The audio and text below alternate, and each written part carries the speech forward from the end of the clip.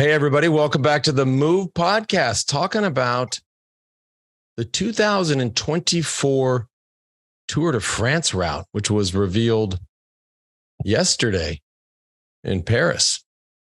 And of course, we're going to get all into it because when we talk about the route, we're not going to mention the word Paris, but we're going to get into that. It's going to be an interesting year. I'm joined by, up there at top left, George Hincapie. What's up, G? How was the Fondo? Fondo was great. We missed you. Perfect day. Great whoever won better be glad I didn't show up. Well, I can assure you it wasn't me. I was an hour behind the winner. By the way, they still would have won. Down there, looks like he's in Nice, France. Again, teaser there. We'll talk more about Nice, France. Johan looks like he's sitting out in front of the Hotel Negresco down in Nice. Johan, how are you? Yeah, good. Unfortunately, I'm not sitting in front of the Negresco. I'm in Madrid, rainy Madrid, but I thought it was, important to see the background of where the tour will finish. That's right. We'll talk about it. And of course, last but not least, JB, I'm glad you made it home. I mean, this was following the drama of you driving the WeDo Airstream back. I mean, it's like, it's very consistent. I think it may be time to upgrade the truck that pulls that thing. I did. Oh, I bought one 2 hours ago. Oh, no. Oh shit. All right. Well, can you take it? I had an idea. I should have called earlier. I had an idea for us. Is it too late to return it? Never. Yeah. JB and I had a conversation about that. So there's a plan in place. Yeah. Okay, good. Hey, and for the record, if you didn't follow my drama on Instagram, one thing to note, you did not hear me complain, right? Is it fair to say that? I did not come. I was laughing, in fact. It happens so often. I do think it's one of those things that if you don't laugh, you'll cry. I mean, it is so, it's like, it's like the sun coming up and going down, like JB's truck breaking down en route to someplace. I mean, it just always happens. And look, you get to meet all kinds of weird people along the way, which is no kidding. Is a whole nother show. Hey, I just kept reminding myself, all of us have been watching the news lately. If you watch the news and then you look at what happened to me being stuck in Arkansas, nothing, absolutely nothing. I want to get to that in a second. Before we do, today's show brought to you by Zwift. Indoor cycling season is just around the corner, but Zwift has been busy over the summer, and there's never been a better time to get started riding indoors. Zwift's new smart trainer, the Zwift Hub, is now a better value than ever. For only $599, not only do you get a smart trainer with a pre-installed cassette of your choice for a no-fuss setup and a 1 year of Zwift, but you can also get free shipping when you enter the code ZWIFTHUB at checkout. There's more to do on Zwift than ever before, including the return of WeDo Wednesdays and Suffer Sundays. I also just read a headline that they added, I think, 19 new miles on Watopia. That's pretty cool. Head on over to Zwift.com, grab your Zwift Hub, and do not forget to use the code ZWIFTHUB for free shipping. Also today brought to you by OneSkin, all one word. Are you tired of cycling through endless amount of trending skincare products that all claim to smooth wrinkles, firm skin, and give you a youthful glow, but at the end of the day, maybe don't deliver the results? Well, support for today's episode comes from OneSkin, founded by a team of 4 female PhD-level longevity scientists with over 15 years of experience studying the biology of aging. Here's the deal. They tested thousands of peptides. They discovered one called OS1. OS1 peptide is scientifically proven to target aged, also called senescent cells, that is the main source of skin aging, and actually reduces the biological age by several years. Just look at George. I have gotten a lot of compliments on my skin lately, and my wife now steals the cream as well, so boom. I'm running low. For a limited time, our listeners can get 15% off OneSkin with our code THEMOVE at oneskin.co. Again, that's oneskin.co, not .com, but .co. 15% off. Use the code THEMOVE. All right, before we jump into the 2024 Tour de France, this has become an annual tradition of ours because, as we all know, of course, we've done a lot of these. October is the month when ASO, the owners of the tour, the promoters of the tour, announce the route. Of course, they spend months envisioning this and trying to come up with creative ways to make the race interesting.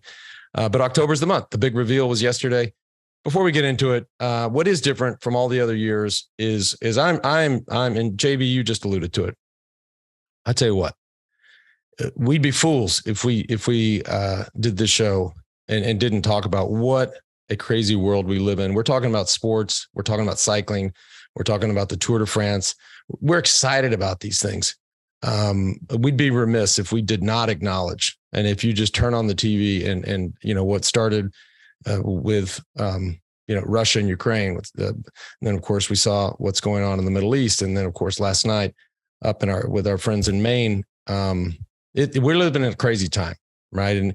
And I think big shout out to anybody on any side of this that's been affected. Our thoughts and prayers are with you. At the end of the day, boy, for all of us, most of us ride bikes. You get out there on a bike ride, you're like, I'm not watching the news. I'm just going to go ride my bike. It's pretty awesome. But crazy times, folks. Stay safe. It's especially real. I mean, you guys have traveled the world a lot more than I have, but we spent about 4 days in Tel Aviv in 2018 for when the Giro started there, and met with a lot of those lovely people, and it's just scary for both sides. It just is so much more real having been there. And wow. Yeah. No, this is real. This is, and when you consider, again, we're going to talk about fun things like sports and cycling and the Tour and the joy of riding and competing on a bike. I don't know. I'm not an optimist. If I've ever been searching up ads for like decent sized sailboat to cruise around with your family in crystal clear water, I mean, I think it's pulled up right now. Like as a father and a husband, as scary times. Stay safe. Let's talk about the Tour de France. Listen, Johan, you asked us in the pre-show thoughts. Everybody, of course, the Tour reveal always brings out a lot of thoughts and opinions and thought leaders and opinion leaders and people that love it and people that hate it and climbers that love it and sprinters that hate it and vice versa. Here's what my big takeaway, and then I want everybody else's take, is listen, cycling is different. We talk about it all the time. We say out loud, we don't know this sport anymore, right? We don't the way it's raced, the age of the riders, the way they're able to compete year round. Like this is new cycling. So when I see stuff like we saw yesterday, yes, it's different in my eye and in my view. It's different. I've sort of given up going, well, that's not. They don't have a team time trial. They don't have 100 kilometers of individual time trials. They're not finishing in Paris. Man, all bets are off. Fuck it now. Like this is a different sport. So I listened when I was studying the route last night and this morning. I just said to myself, like, we just got to roll with it. Let it happen. I think the common thing that we always come back to every year. Doesn't really matter what the route is like. That's right. The strongest guy usually wins the race, no matter if they go clockwise or anti-clockwise or whatever they start. And this is the same. If you look, there's Alps, there's Pyrenees, 2 times the Alps this time. Doesn't finish in Paris, which will probably give for a really last 4 or 5 days of a lot of fireworks, but the strongest guy will win the race. Yep. And not only that, but very much like last year, the strongest guys have to be on point from stage 1. They're starting in Tuscany, which Lance and I got to ride. So a lot of those roads in April this year, and I can tell you from firsthand experience, there's not 1 kilometer of straight road, and there's not 1 kilometer flat. It's up and down, windy, all day long, small roads, which is very stressful for a first stage of the Tour de France. I know we always kind of like the prologue, settle things down a bit, but these first couple of days and the second stage as well with a 10%, almost 2 kilometer climb to the finish. The best guys are going to have to start on point like they did last year, and we're going to know pretty early on who's got the legs and who doesn't. But JB, one quick side note there. Our colleague Spencer Martin, who of course he studies these things, is so great. He sent something on the group chat here. The first 3 stages are all over 200 kilometers. Stage 3 is almost 230 kilometers. For context, last year's tour only had 2 stages over 200K. We have talked a lot about how they have shortened the stages over the years, hoping for, perhaps a more dynamic race. But to your point, George, right? That first week, and we were just there, and it is always hilly, always rough. It never flat. So what does that mean? That also means a lot of turns, a lot of nerves in the peloton. Then you throw in 3 stages over 200K just to start. Then we're going to get to the end of the race. Look at that. I get it. I don't know. Listen to me. I can't wait. And by the way, you throw in all of the changes in the teams, all of the drama that we've all talked about. You guys have talked about on the move. Plus, you got Roglic on another team. This is setting up. I wish it was July 1st tomorrow. Actually starts on July 7th, correct? That's, you know what I mean. But yeah, what I was going to say, we talked about it just this past July, how it seems they are making these harder and harder. And the factor that we've seen determine the tour is someone cracking one day, one bad day. Yep. And that's good for spectators. I feel like these harder courses, somebody cracks and that costs them the tour. Not only that, go finish what you're saying. No, that's it. Go ahead. So not only that, but these hard stages, which aren't typically traditional, we saw it last year and we're seeing it again this year. In a way, it actually makes the race safer because it makes the race so hard, so strung out that it takes away those moments in the race with 50K to go when it's a bunch not going full gas, but everybody's tight, everybody's right there. Any mistake, 40 guys go down, and we hate seeing that. And that's where you see some of the favorites go out inadvertently because of those type of races. In a race like this first stage coming up next year, and the one this year, it's so damn hard, so hilly that it's strung out the whole time. And yes, you'll see the occasional Carapaz and Mott's go down because they're going around a corner full of gas, but it's not this whole bunch up of 40, 50 guys going down, which I think hopefully we won't see this year because of how hard it is. Well, I think one of the really things that sticks out to me is that there's 7 mountain stages, but on stage 4, the tour is already in the high mountains in the Alps and over the Galibier. I mean, that's great. It's not like difficult stages. This is a high mountain stage on stage 4, which is very unique, I think, and will, obviously for the safety of the race, I think it's great because after stage 4. It's going to be down to the race is going to be down to 15 guys, 10 guys maybe. But I think that's definitely something really, really unique. High mountains on stage 4, and then going to the Pyrenees, then going back to the Alps at the end. I've never seen the Tour de France go twice to the Alps. I don't know if you guys seen that ever, but no, pretty unique. Lance, you always go off about you want iconic climbs. If it doesn't have an iconic climb, so is Galibier the only one that you consider iconic climb of this year's route, or no? What are these other climbs like? I mean, when I think of iconic, you have to sort of compare them to the classics or the monuments, which there's only 5 of those, right? So in France, yes, the Galibier is one, Tourmalet is one, Ventoux is one, Alpe d'Huez is one. But that's another, that would be another thing that we could point out if you were talking about the lack of a team time trial or the lack of whatever. You go, well, why aren't they going to Alpe d'Huez, or why aren't they going to Ventoux? Everybody wants to see Alpe d'Huez and Ventoux. They do. I mean, those are the ones, and rightfully so. Those are the big stadiums of the Tour de France. But again, and we used to say it all the time. We had a lot of anxiety and anticipation. Well, maybe not so much anxiety, but we were very curious about what they would reveal. And you want those, right? You want the big stadiums, right? You want to play at Fenway, right? If you play baseball, right? You want to play at the Rose Bowl if you play football. You want to drive Monaco if you drive F1, right? Those are the places that everybody knows and loves and has this deep history. But what we would always say is, listen, ASO never called us, right? They didn't call us and say, what exactly would y'all like, Postal? Right? Johan, I'm just curious. Would you like, how much team time trial would you? So we would always just defer to that and be like, look, it's their race and it's up to them to pick the route that they think is the most interesting. But I'll go back to Johan's point. Never, well, maybe not never, but 99.9% of the time, the best man and woman wins the Tour, period. Nonstop. Go ahead, George.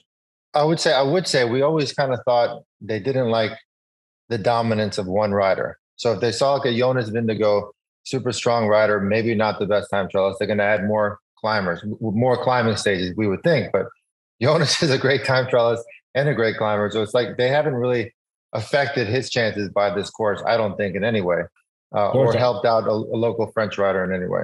I think this course is actually the best possible. Agreed. He's great in the Alps. He's great in the last week. Plus, it finishes with a time trial that is, a copy, I would say, maybe of the time trial he won.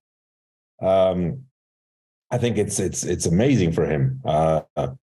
We said about a lack of mythical or iconic climbs. We do have the Tourmalet. We do have the Galibier. But then in terms of toughness, I think this is a really, really hard tour. The stage 4, big mountains, then stage 14 and 15 in the Pyrenees, then there's stage 17, there's a stage in between there around the Mont Ventoux in the Provence, but hard. And then Col de la Bonnette, 2,800 meters on stage 19 in the Alps, finishing in Isola 2000. That's and do you guys remember Col de la Bonnette? Have you ever ridden it? I think not. Yeah. I think we did in the mid-90s, 1995. 95, yeah.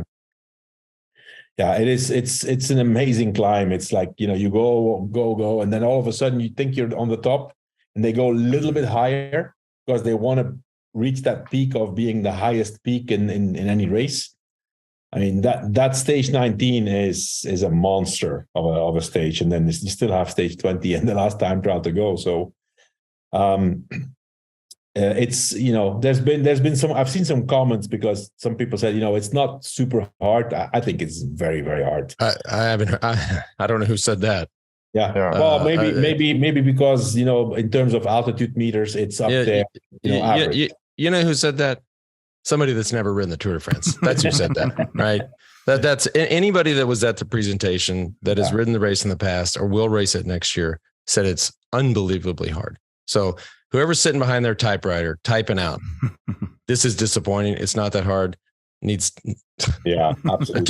to your point, Johan. So just to put it in context, last year total elevation gained in the Tour for 20, or I should say this year, last tour was 56,000 meters. This year is 53,000. So we're talking about, minuscule differences here. It's a hard tour, especially the way they've stacked the start and the finish and 2 times through the Alps. We haven't even gotten into the gravel. Yeah, let's address the elephant in the room. That's right. And I think the gravel thing, if you saw anything negative, that you could almost draw a consensus from, it was the stage in and around the gravel. I still go back to what I said. Like this is the new cycling. Gravel is the new hip thing in cycling. ASO would be crazy not to try to put that in the race. Now, here's where I settled last night. Do I think in 10 years they will have gravel stages in the Tour de France? No, I don't. But it's the pretty girl at the ball, and so they're going to put it in. You bet your ass. And I can't imagine any of the directors of the GC favorites are happy with that. In fact, a lot of them commented that they're not happy, that they want to prepare everything they can for the Tour de France. The best climbing guys, the best time trial guys, the best positioning guys. But some of the unique things about gravel is there's some things you can't prepare for, whether there's people just sliding out in front of you or mechanicals. And those are things that are really tough to plan for. And it just makes it a lot more stressful beyond their normal stress factor to get their riders ready for the Tour de France. I think honestly, I mean, that stage is plain bullshit to me. No, I think gravel, 32 kilometers of gravel, same as a stage on the cobbles like Paris-Roubaix. You have Paris-Roubaix and you have Strade Bianche for that. In the middle of a Tour de France, it's not just you can have flats, and you can have flats everywhere, but the time it will take to get a spare, you can lose the race there. and it's obviously it's spectacular, but it's so much stress. That day is so stressful for the riders, for the mechanics, for the teams. I mean, special equipment. I don't know. I mean, I'm gonna be called old-fashioned, but and maybe I am, but yeah, I don't think it's you are. I'm not. I'm not old-fashioned. Come on. Do you think we'll ever see the classics day? Guys, I was going to say, the classics guys will see this as an opportunity to showcase their skills. It's all about technical riding and handling skills, and they can go. They're like, George, they can do Flanders, they can do Roubaix, they can do Strade Bianche, they can do all that. Yes, but the Tour de France is the biggest stage in cycling, and they're going to want to show off on that stage. So there are some guys that are going to be excited about that stage. I can guarantee it. Do you think we'll ever see a day with a bike change to a gravel bike going into a section like that? No. Too much. No. I think the gravel bikes are so good now. I mean, we've talked about it, right, George, when we talk about our GS1s. I could ride my GS1 all the time, straight up. I mean, they ride really well. Yeah. Although they're going to use road bikes with just they're going to use road bikes. Yeah, especially. But here's what's so here's what we're going to do, right? Fast forward to July, whatever, right? The day before, the morning of the gravel stage. We're just going to assume Johan's not going to watch because he just thinks it shouldn't be there. No. Now look who's not going to sleep the night before. Just as a spectator, you got your popcorn out. I'm going to love it as a spectator. Okay, well, if you're in there, you hate this day. You hate it. Right, but the organization the GC guys will hate it. They'll hate it, but the organizers are building a route to make it spectacular for the fans. Of course. So, and they didn't call us ever, and they didn't call the current crop of GC favorites. It's their race. So there you go. The other thing that stood out, and I think we did hear a lot of, and of course we've talked a lot. He's a very good friend of ours. Is Mark Cavendish and in his pursuit of this record of individual stage wins in the Tour. I mean, he straight up said, "Whoa. Not a lot of opportunity," which, being a friend of his and a friend of the show, that sucks. He'll have to find his moments. Could you elaborate on that? Because I know there's what Johan said. There's basically 8 what you would call flat stages. Why is this not a Cavendish opportunity? Can you shed some light on that? Well, I mean, for starters, he's got to get to the finish. to get the full 8, right? And if it starts that hard, you just, but Johan, you have much better thoughts than me, but you got to get to the finish to take advantage of the full 8, if there are even 8. Yeah, well, I mean, it says flat stages, but doesn't necessarily mean it's bunch sprints, right? You can basically eliminate the whole last week as an opportunity for sprinters because, it's from stage 14 on, and then you have stage 16, you have stage 18, but I don't think there's going to be any bunch sprints in the last week. Plus, there's not that much motivation for a sprinter to go to the finish because there's no stage in Paris and an opportunity to sprint on the Champs-Élysées. So if you're not in contention for the points jersey, then it has to happen in the first 13 days. Yeah. Take out time trial, take out a few, mountain stages. There's not that much opportunities. Let's hit pause. We are talking. I want to hit pause real quick. Hold that thought, George, because I got to take care of a little business. But I want to keep talking about Cav, and I want to talk about just his experience with that part of Europe, specifically that part of Italy, of course, Tuscany, a place that he lived most of his career. So, but before we do, today's show also brought to you by HVMN. We often hear that fasting and exercise are good for the brain. HVMN launched the world's first drinkable ketone in 2017. Ketone IQ is their latest innovation on ketones with better effectiveness, taste, and cost. Ketone IQ delivers clean fuel that can cross the blood-brain barrier, supplying your brain and body sustained energy, mental focus, and sharpness, putting you in flow, lasting for hours. You can save 30% off your first subscription order of Ketone IQ at hvmn.com/themove. Again, that's hvmn.com/themove. Also today brought to you by AG1. Talk about something we not only talk about on almost every show, it is a part of our daily regimen. I've incorporated AG1 into my life 365 days a year at home. I have my tub. They send these cool tubs. You put it in the fridge when I'm on the road. I've got the travel packs. At the end of the day, I just wanted to absolutely take control of my health. All of the things that we think of, whether it's primarily gut health. I think that's been a big one for me. Take control of your health for less than $3 a day. Over 75 adaptogens and nutrients all in there.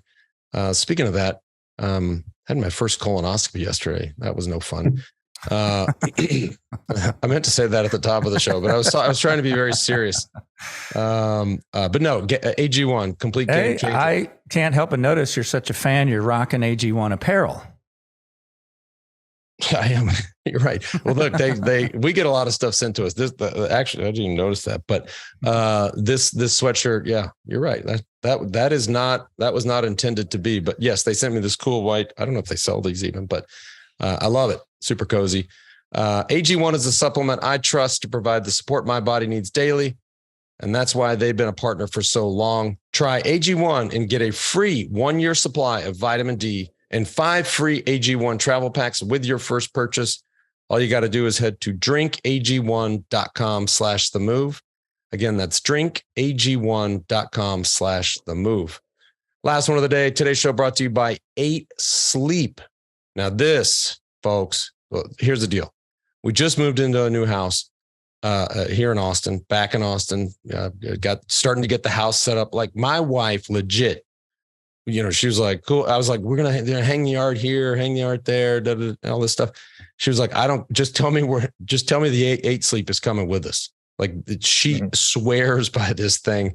Look, most of us, whether you know it or not, a lot of us do. You wake up a little sweaty. You wake up hot in the night. Well, what is that doing? That's just affecting your sleep and affecting it negatively. 8 Sleep, you can completely customize the mattress cover. You can even make it warm. If you feel like you're cold, you can make it warm, all kinds of setting. The user experience through the app is really next level. I've said it on these shows before. It almost feels like the great Steve Jobs came back to life and designed this product and the user experience through the app. It's been a complete game changer to me. I also had a funny interaction the other day with the great Troy Aikman, who, of course, wore number 8 forever. And this guy optimizes his body more than anybody I've ever seen. And so I said, hey, dude, have you ever heard of 8 Sleep? And he's like, I've had it for 2 years. I mean, what a perfect endorsement. Troy Aikman, number 8 Sleep. Anyways, go to 8sleep.com/themove. Save $150 on the pod cover. Stay cool this summer as summer ends. With 8 Sleep, now shipping within the USA, Canada, the UK, select countries in the EU, and Australia. Let's go back to Cav. George, tell me, don't we have some shots here? He must know. These are his roads, Tuscany, he lived right. Maybe not right where the stages are, but he knows these roads. Like if we're going to build some hope and some anticipation for Cav, like, boy, and how about coming out of the gate and breaking that fucking record and just being like, mic drop. I don't care how many times y'all go over the Alps. I'm going to the beach. Peace out. Yeah. Well, yeah, it'll be on stage 3 for the first potential sprint. And yes, he loves Italy. He's won some of his biggest races. He's won Milan-San Remo. He's an Italian, half Italian at heart, so to speak. And he's a man of motivation. And the only motivation for him to continue in the sport of cycling is to break that record and win his final stage of the Tour de France. Nothing else leading up to the Tour de France, I will tell you, will matter. Or he might not even see him perform well in the months leading up to the Tour de France. He is 100% focused on that stage win. Obviously, he's going to have to sprint with some of the best leading up to that. Maybe he does the Giro, maybe he doesn't. But he was in probably some of the best shape of his entire life this year. And because of bad luck, he didn't get that stage win. And clearly, he just didn't want to go out in that incredible career in an ambulance. So fortunately for us, we get to see him race again. I do think that Cav is he's gonna have a good beginning of the season because he started racing again on purpose. He did the Tour of Turkey. Yeah. Out of all races.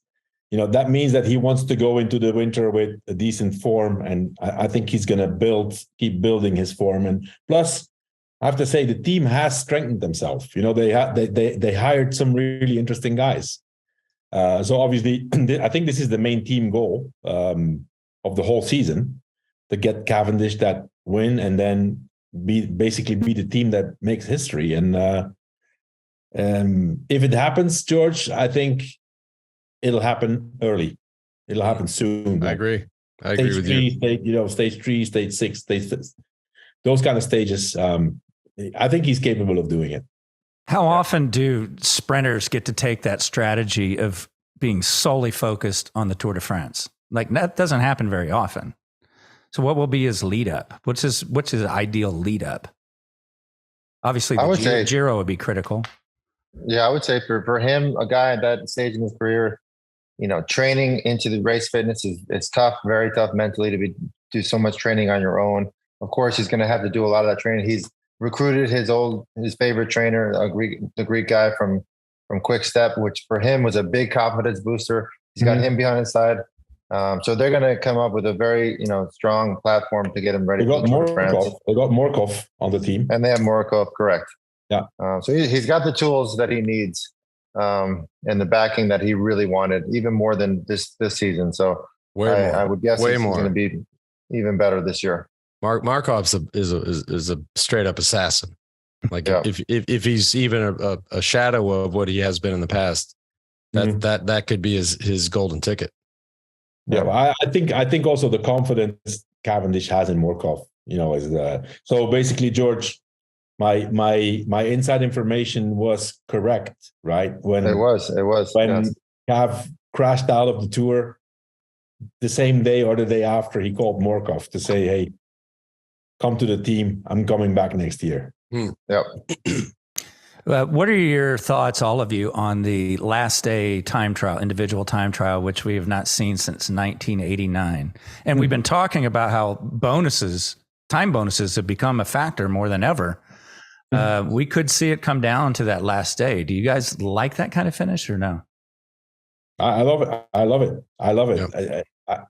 I don't think the bonuses are going to be of any influence with that kind of last week. But that time trial is 35 kilometers, with La Tourbie and Col d'Èze. I mean, you guys know these roads. You've lived there. Anybody who has done Paris-Nice knows those roads. That's a hard time trial. Very hard, very technical, one of the most scenic places on earth. I'm very excited to watch that. I got to ride a lot of those courses a few weeks ago when I was there for the Ironman. It's going to be stunning, and it's going to be a very, very exciting finish of the Tour de France. What do you guys think Roglic's support looks like? He's, not being on Jumbo Visma. Visma clearly a dominant team. I don't know the real breakdown of his new team and how they can support him in the Tour with Bora. What are your thoughts? I mean, if I'm him, I play the role of Joker. You just sit back and wait. I mean, he doesn't need to. It's not his. Nobody expects him to win the Tour de France. Yes, he's going to be on the list of 3 or 4 or 5 favorites, of course. But he's not number 1 or number 2. So if I'm him, I just sit back and say, look, we clearly have 2 big favorites here. With amazing teams. You guys go, control the race and try and win the race, and just sit back. He can also do that, right? And by the way, that team is strong. If I was going to say, by chance, if he's put in that role in the last week, I'm not losing any sleep over that team's ability to support him. Mm-hmm. But I would go in playing the role of the Joker and just, I'm an old guy, used to jump skis, but whatever. And this, only got a couple years left, and 100%, I would totally play possum, let the race unfold. Obviously, stay up there, not lose any time. He does sometimes have some issues there, but I'd watch him. Maybe same thing with his team. They just hold back, and save it for week 3. Yeah, I think they do have a strong team. They do. Not underestimate Bora. They know they have their things together for sure. And they have the team that has a long-term plan. I mean, they even said they had the money for Primoz, from money that they have saved over the years. No team, or very few teams in the peloton, can have that sort of freedom to hire a rider like Primoz Roglic. They have the strong guys like Johan said, guys for positioning. They have the whole onslaught of guys that they need to support That was Primoz. a big operation. That transfer was a big operation. I mean, it was a big surprise also that he went to Bora. But I mean, if you look at the contract, probably that's around 4 million euros. And reportedly, the information I have that there was a buyout of 3 million to be paid. Whoa. 7 million in the first year. Yeah. Well, real quick, George, I know you got to run, but we can stay on here and just tidy up. Okay. Thanks, guys. So for all you George fans, please don't hang up. He'll be back very soon on the next show. All right. Thanks, guys. And we talked about the owner of Bora, who's by all accounts really involved in the team. Oftentimes you have a corporation who sponsors a team. The CEO's he's not getting daily updates on what's going on with his cycling team most of the time, if ever. By all accounts, the owner of Bora, I don't even know his name, but is very involved. And so he built a successful business. You want to go make a run at the biggest race in the world, you're going to pay him 40 million euros a year. If the buyout's 3 million, that's just the cost of doing business. And let's go for it. I think it's an amazing move for Bora. Totally agree. Now they established themselves as one of the really leading teams with a guy like Roglic. I mean, he's always there. Obviously, if we talk about the favorites, I think it's Vingegaard, Pogačar, and Roglic, the same three, right? If those three guys stay healthy and don't have any bad luck, who would be able to be on the podium? Except, if one of those three is not on there, I don't see anybody else. Well, not even Remco. No, you don't think they won't make his season? This won't be a focus, you think? Yeah, I mean, yeah. I mean, he'll want to do the Ardennes Classics and he'll want to win some races, but it's his first Tour de France, and he has won the Vuelta, but this is a different game, the Tour de France. Right. So I don't think we can expect from him to be in contention for the podium.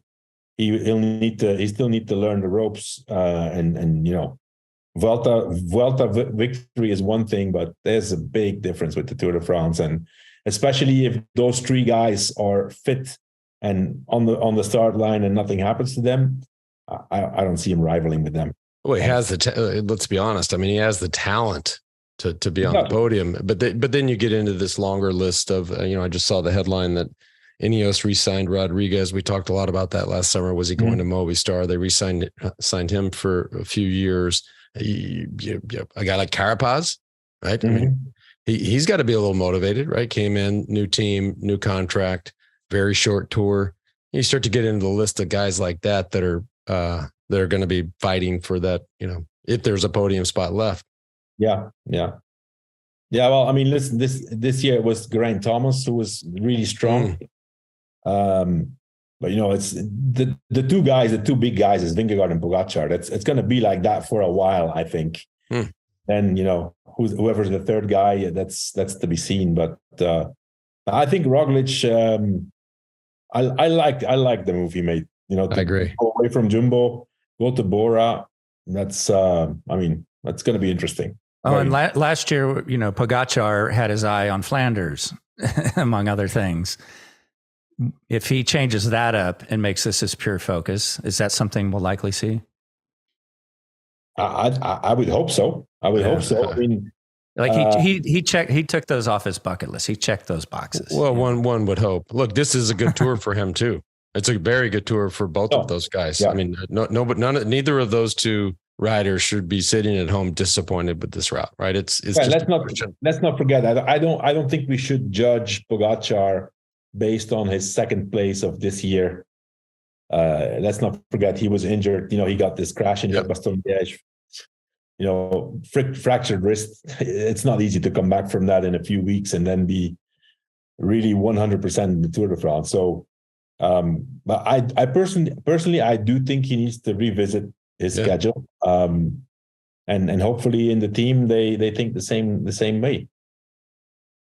He's liking that gravel stage. Oh yeah, he is definitely. I mean, if you, between those two, and of course everybody in the peloton runs the risk of having something happen negatively on the gravel. But of the two, that's, point for Pogačar there. Yeah. Well, he did the same thing in the cobble stage last year, right? He went on the attack and took some time, but no, he's definitely one of the guys for the GC who does like the gravel stage for sure. Yep. Anything else stand out before we wrap up? Not for the tour. I just have one more announcement to make.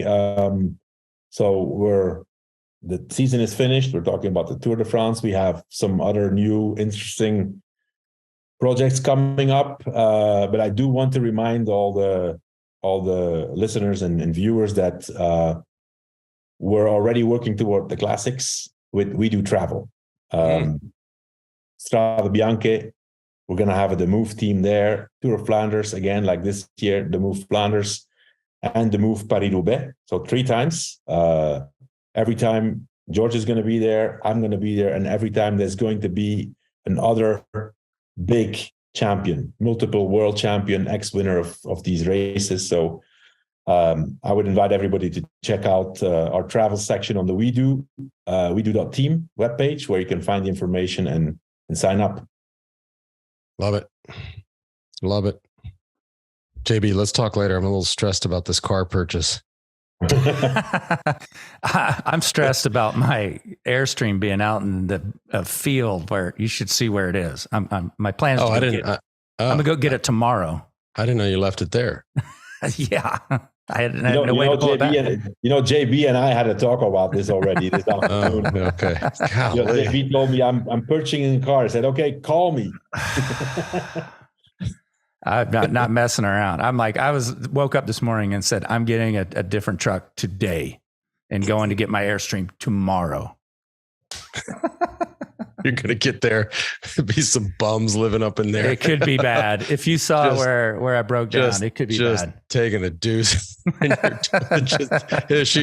She'll never be the same. You should maybe go buy a new Airstream while you're at it. I know. My Ventum's in there too. Oh, he'll be doing hot laps around the fields. Anyways, I did have one question. Johan, was it because you have your ears to the ground there so well? But were there any other finishing cities considered besides Nice, or was that always? I mean, they knew. Look, there is a part of me, I guess I should say, that says, yeah, I get it. It's the Olympics. Great. But I don't care. This is the fucking Tour de France. Figure it out. Yeah. Like, just open some roads. We don't have to do the lap. We don't have to do anything. Just, we're going to come in there. We'll be in and out of your hair. Just like you say to people all the time. Like, I'll be in and out. I promise. Yeah. That part is a little odd. As much as I love Nice, was any other city? I don't know. I don't know the answer. But I do think, though, that, of course, Nice is a great place to finish. A few years ago, we had a start of the Tour de France in Nice, right? Yep. But I think it comes down to money. It comes down to who pays. And I would imagine that Nice has the resources to really get into the bidding war and take away the prize. There you have it. Yeah. There you have it. All right, everybody. I don't know about y'all, but I think I can speak for everybody here. We it's an interesting, dynamic, different route for the Tour de France. So, and of course, not just the men's race, but the women's race, which teaser alert there, finishes on one of those stadiums we were just talking about. Finishes on Alpe d'Huez. So, looking forward to that as well. Anyhow. And we'll have the women's route breakdown tomorrow. Right. With Ali, Murray, and Spencer. Yeah. Yep. All right, everybody. Have a good off season. We'll see you soon.